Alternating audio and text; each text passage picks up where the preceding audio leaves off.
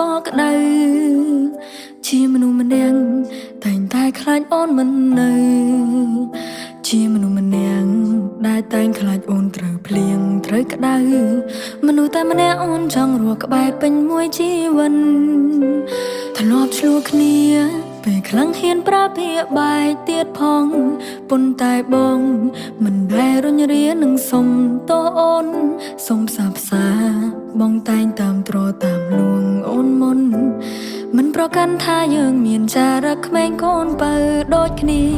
ក៏អរគុណគ្រួសារទាំងសងខាងដែលផ្ដល់ឲ្យនៅចម្លើយថាយើងអាចរៀបការជាមួយគ្នាអាចកាន់ដៃ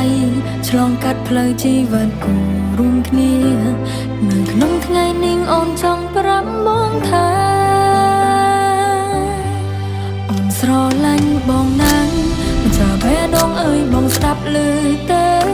មិនដែលចង់ទំបងជាចំឬសម្រាប់ឲ្យអូនអាចជ្រើ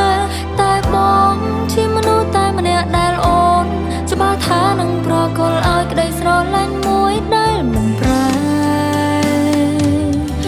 ដល់កូនផៅសក់ស្កើដូចគ្នា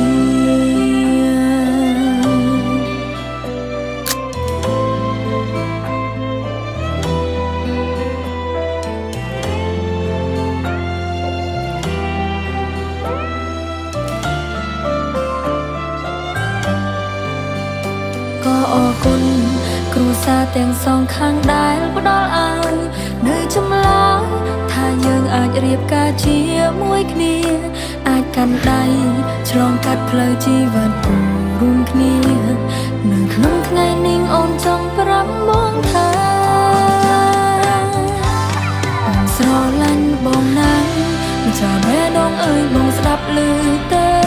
មិនដែលចង់ទំបងជាចំឬសម្រាប់